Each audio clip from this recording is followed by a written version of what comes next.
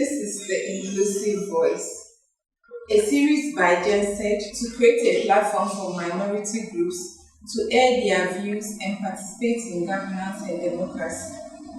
My name is Prospera Kokri, and welcome to this episode where we are going to talk about minority groups.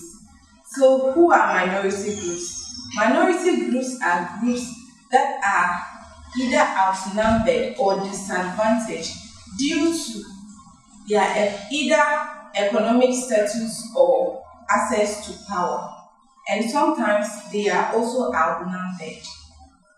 Minority groups suffer different challenges. Before we talk about the challenges of minority groups, examples of minority groups include women groups, persons with disability, and young people. These categories of people suffer discrimination due to various reasons or the other.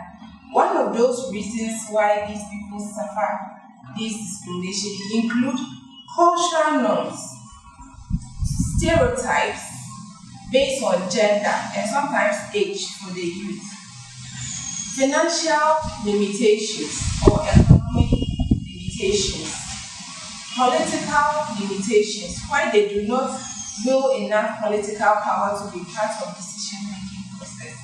Minority groups are marginalized in various ways. In most cases, they receive unequal treatment. Besides unequal treatment, they also have limited access to resources. In many cases, they are discriminated against, and in some cases, they suffer prejudice. Also, underrepresentation is one of the major issues this category of people suffer. How are they underrepresented? In Ghana, women groups, for instance, are underrepresented, even though they are the majority in terms of population, which is 51.7%. In Parliament of Ghana, the population of women representing this number of women is 14%, which is not enough to represent an entire 51.2. And within the local government system, they just ended the election show that women representation stands at 4%, which is very abysmal.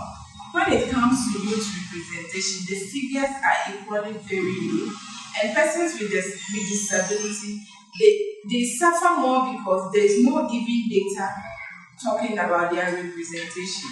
They are greatly marginalized.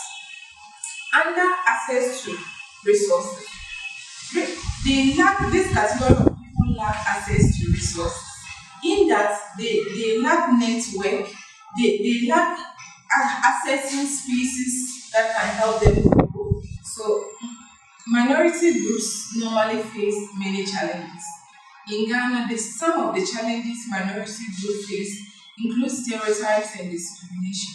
While there are stereotypes around their leadership ability, their capability to lead is mostly questioned.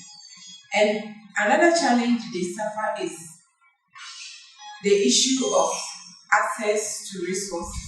This category of people lack the network, they lack the social standing, they lack social connection to succeed in their line of career or even in politics, in the sense that they do not have the essential tools, which is network, which is economic opportunities to empower them to mount a successful campaign and even participate actively in political leadership. In terms of youth participation, the numbers are equally abysmal, with their participation within political parties is very poor, within the national and local system is very poor.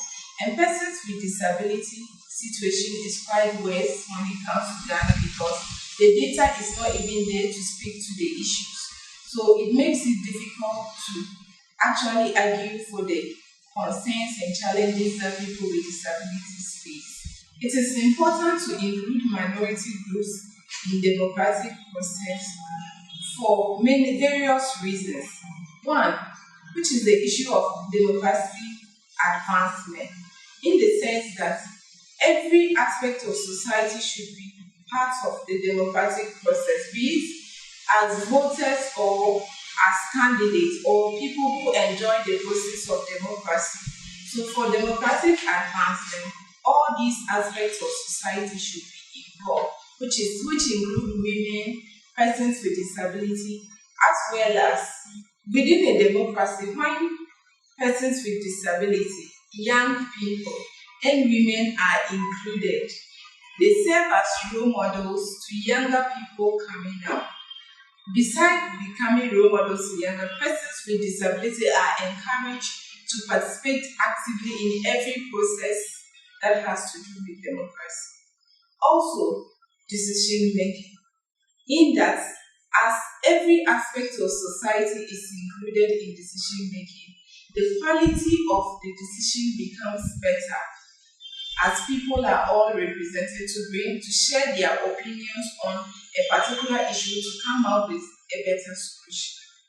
Finally, representation is one important key component in including minority groups, in that as minority groups feel get involved in electoral process, in political process, in public life, and in other issues that has to do with society. So, on this note, we have come to the end of this episode of Inclusive Voice. On our next episode, we'll be talking about why it is important for women to participate in politics. See you. Thank you.